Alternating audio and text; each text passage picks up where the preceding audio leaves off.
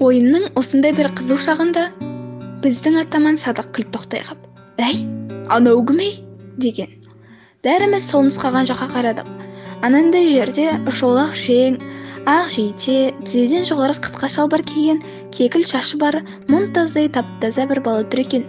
Біз қараған кезде ол өзінше әлдеқандай боп кекиіп, екі қолын қалтасына салып шіреніп қойды. Ойынды тастай сала бәріміз бірдей топырлап жүгіріп әлгінің қасына бардық. Адам көрмегендей бір-бірімізді түртпектейміз. Үстіміздегі киімнің кімдікі ақ, кімдікі қара екенін біліп болмайды. Баттасқан шаң топырақ.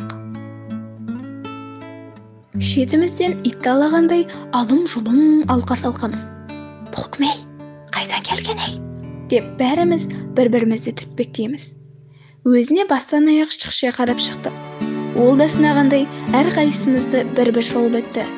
Біздің ұсқынсыз түрімізге көңілі толмаған сияқты шолақтан ауын тыржитып қояды. Қоңырқай жүзі тершіп, маңдайындағы бір келкетіп қиылған кекіл шашын үрліп тұрды. Кекіліміз жоқ бізге оның сол қылығының өзі кереметтей сүйкімді көрініп қызыға қарадық. «Кекілін қарай, өзіне, жаман әліне қарамай», деп қағып өтті Есікбай. Біз күлкіміз келмесе де оның сөзіне қошемет білдіріп сықылықтай күлдік. Жаңа келген бала қызарақтап терсен алып кетті. Мен білемін», деді Садық мақтанып дауыстап. Онан соң әлгі баланың алдын орай өтіп: «Ей бала, сендер кеше көшіп келген жоқсыңдар ма? Қоңыр сиырларың бар, деді. «Я», деді тамсырайып тұрған бала. Оның сөзіне күлімсіреп: «Қоңыр сиырымыз бар. Атың кім?» «Аян». Біз бәріміз тегіс ұмытып қалдық дегендей «Аян, Аян» деп күбірлесе қайталап қойдық.